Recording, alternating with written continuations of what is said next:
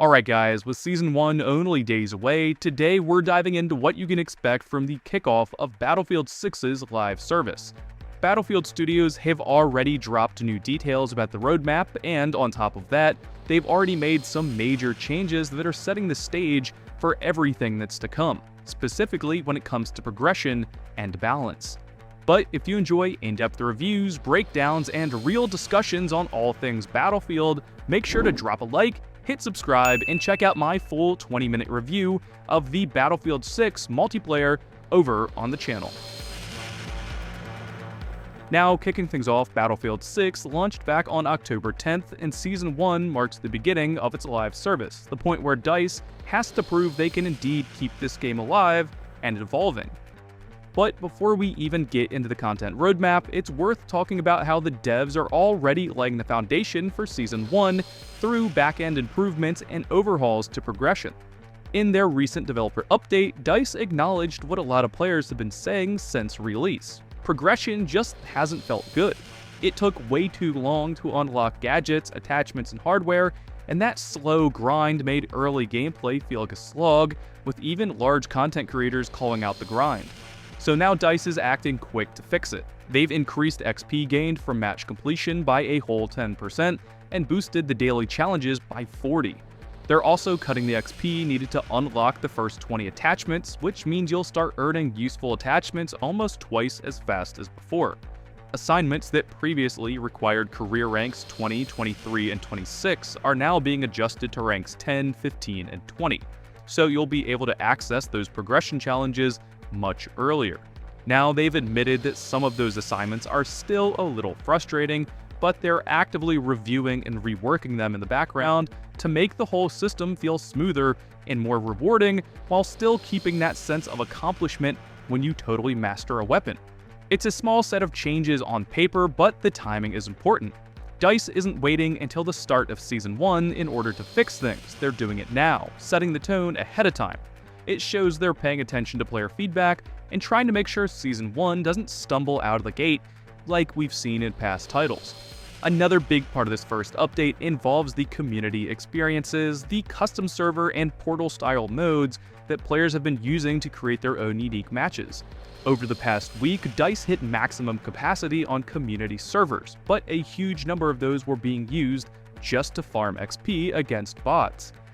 And while that kind of exploit might seem harmless, it's actually been clogging the system and making it harder for players to find genuine matches to play with other people, as well as inflating stats.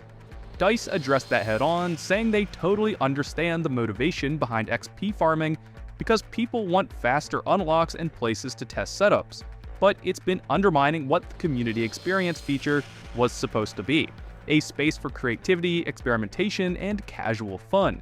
So now they're developing back-end adjustments to reduce the number of XP farming servers while promoting real, custom, player-driven experiences. When this new system goes live, all experiences, both custom and verified, will need to be republished by players before they can become active on the servers. That might sound like a hassle, but it's designed to reset the ecosystem and make sure the focus shifts back to legitimate, fun community game modes, things like hardcore conquest or longer custom matches with friends. In short, DICE is cleaning up the foundation before Season 1 even starts. They want progression to feel faster and more satisfying, and they want the custom game side of Battlefield to actually feel alive again, not just filled with farming. It's a clear signal that they're listening and taking action before the new content goes up. And speaking of new content, let's talk about what's actually coming. Season 1 officially kicks off October 28th with Phase 1 titled Rogue Ops. The big highlight here is the new map, Blackwell Fields, a Badlands-style combat zone built around an airbase that supplies infantry, vehicles, and air combat all in one. Alongside that comes a new mode called Strike Point, a tense 4v4 round-based mode with no respawns, something I'm really looking forward to. We're also getting the APC Traverser Mark II vehicle, 3 new weapons, the SOR 300C carbine, the Minifix sniper rifle, and the GGH-22 sidearm, plus new attachments like rail covers and a new LPVO optic. It's a hefty first drop meant to freshen up the meta and give players new tools to master, especially now that progression is smoother and more rewarding. Then, in November, Phase 2 rolls out with California Resistance. That brings the new Eastwood map, a tight suburban battleground, along more weapons and a new 8v8 objective mode called Sabotage. It's a mode built around teamwork, coordination, and smaller scale tactics, kinda bridging the gap between Strikepoint and traditional Conquest. Finally, December rounds out the season with Winter Offensive, which includes a snowy version of Empire State, a limited-time winter event called Ice Lock, and a handful of seasonal rewards like new melee weapons and cosmetics. All of that playable content is coming free to everyone as part of the Season 1 update, as well as a Season 1 Premium Battle Pass. But moving on, let's talk about the elephant in the room, the upcoming Battle Royale. According to recent reporting, the mode is still deep in testing throughout Battlefield Labs. And while there's no official date confirmed by EA, credible leaks and insider reports suggest it could launch as early as October 28th, right alongside Season 1, though it's still unconfirmed. However, as Phase 2 of Season 1 is titled California Resistance, the SoCal-inspired Battle Royale might in fact align more so with that phase. But here's what we know so far with some leaked footage for your viewing pleasure. First off, matches will feature 100 players divided into 25 squads of 4. Of course, you'll drop in by helicopter, fall towards your landing zone, and fight to survive across massive destructible environments. Vehicles are also a huge part of the gameplay, and not just transport, but armored and tactical vehicles that can shift the momentum of a match. Destruction also plays a key role, allowing players to reshape cover and terrain throughout the match with even more comprehensive destruction than we've seen in multiplayer. Classes, of course, will carry over from the main game, with each player choosing a class before dropping and starting with 2 class-specific gadgets. Squad play will be central, and support roles like medics and engineers will be crucial to keeping teams alive and repositioning during firefights. There's also a second chance mechanic built around revives and mobile redeploys, letting players bring squad mates back if they can secure enough resources. Now here's where things get a little wild with the deadliest ring in the genre.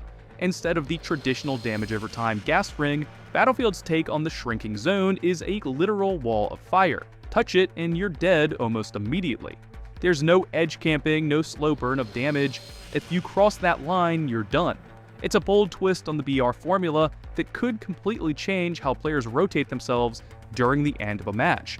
Loot and progression will feel distinctly Battlefield, but with recognizable structure lifted from elsewhere in the genre. There's also rumored to be 5 different tiers of weapons, attachments, and throwables, plus the ability to earn upgrade kits, custom loadouts, and strike packages, essentially Battlefield kill streaks like airstrikes or recon drones by completing objectives mid-match. Missions within each game that will provide extra XP and rewards, giving squads side objectives beyond simple survival. And honestly, I'm pretty excited for this whole mode. If DICE nails it, this could be a really fun spin on the Battlefield sandbox, a perfect mix of chaos, teamwork, and destruction that only Battlefield can deliver, now with a sole focus on your 4-man squad going up against the world. A Battle Royale built on Frostbite with Battlefield's physics and vehicles could be incredible. Of course, none of this has been officially confirmed by EA, and the rumored October 28th release date should be taken with a grain of salt, along with the Battle Royale sister mode called Gauntlet. But if it does drop alongside Season 1, it could be the biggest moment Battlefield's had in years, building off the game's record-breaking numbers so far. So overall, DICE is trying to set the stage for the upcoming live service, not just with new content, but by fixing systems underneath it, including upcoming changes to recoil and balloon. Faster XP, better rewards, fewer farms, and more meaningful player-driven experiences.